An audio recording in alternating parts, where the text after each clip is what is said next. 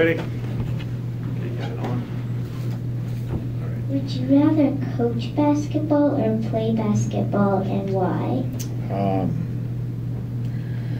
Well, I'd rather play, but I'm not able to play. So I don't really have much of a choice. Both of them are very, very enjoyable. Yeah. But I had a lot of fun playing when I was growing up. When I was a kid, played it all the time. But those days are long gone. Good question.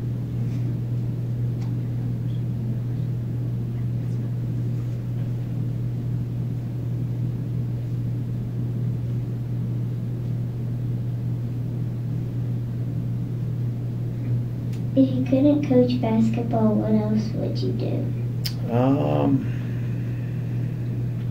That's a good question.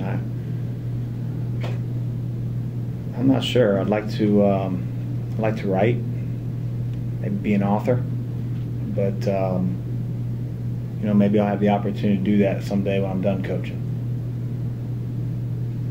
Thank you.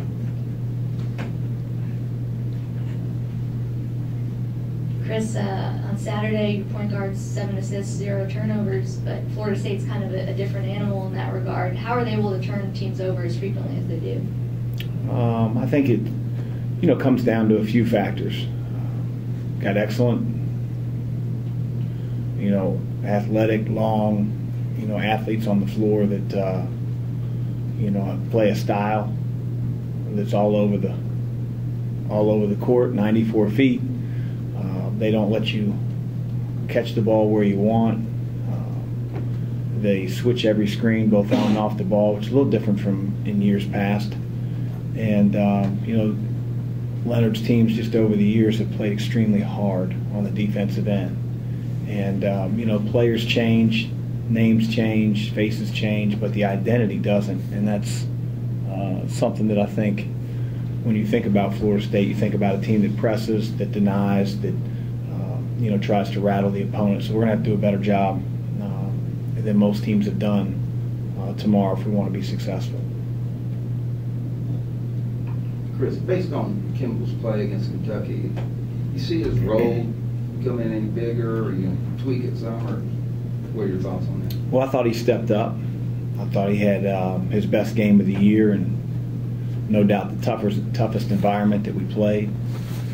It's what you come to expect from a guy who's been in college basketball for 5 years. So, it was really good to see. I thought he was as good as he was on the offensive end. I think people tend to sort of point to an offensive performance, but I thought he was equally as aggressive and as effective on the defensive end. He's by and large been that way the entire year. So, I do think that we have even more confidence than we've had in him in the past, and I think he's earned that. And so I can see his role expanding, but we still have other talented guards that I want to keep on the floor as well. How's the week away after the game been for you all? Did the loss kind of motivate you all, do you feel like, or just how things been? Business as usual. We have to get better. That wouldn't be any different from the first week after we played Miami, Florida in week 1. We were disappointed with the loss. We have to learn from it like we have to learn from wins. We felt like the game was right there for the taking, but you give Kentucky all the credit in the world for being able to make plays down the stretch that we didn't. And it's a long season. We have to learn from it. And I think we've had a really good week of practice, and so hopefully we become a better team here in these last 5 days. Chris, with as competitive as it is all over the country, and especially in this league, how important are home games and to take care of business? Obviously you want to win them all, but to take care of business on your home floor?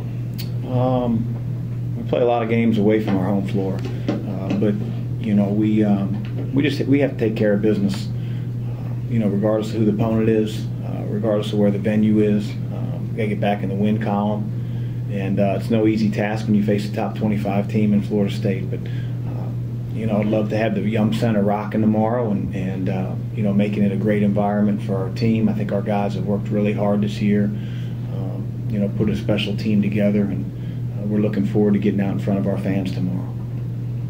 Do you see any difference this year in the ACC?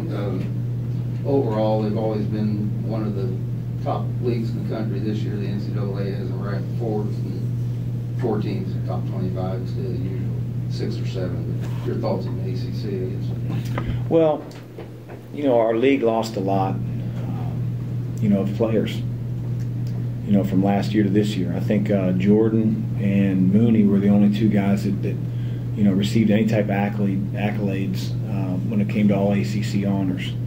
So it's a new league, but I think just like with, you know, freshmen and younger players, you know, they get better through game experience. They get better as the season goes on, and so I think you're going to find that a lot of teams are going to play better basketball in our league as the year goes on. And no, make no mistake, we still have teams in this conference that can win a national championship, and you know, teams that have the sights set for that. So I can't worry about the rest of the league.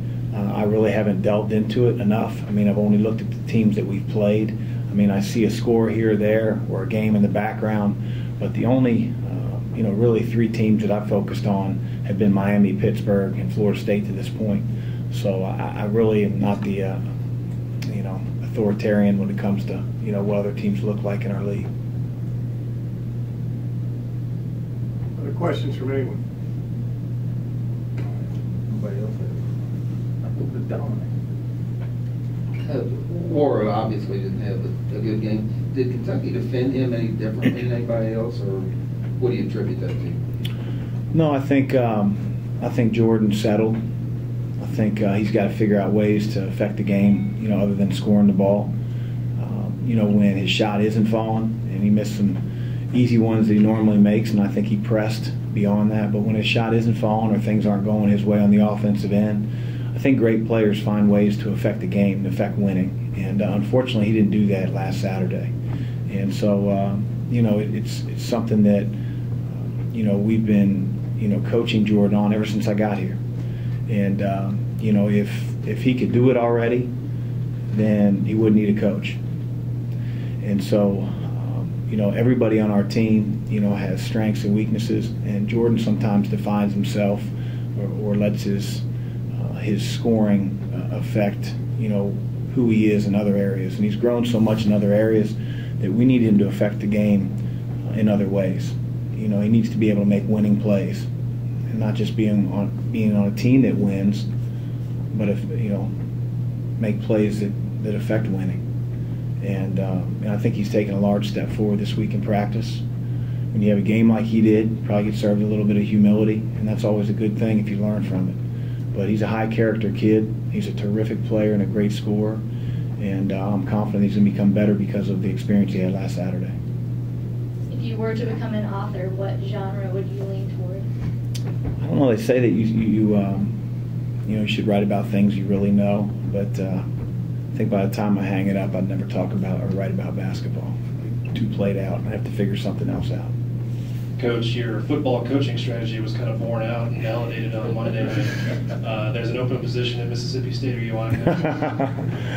No, my knowledge of football and football plays is very elementary, as you can see. Anything else? Thank you all. Thanks.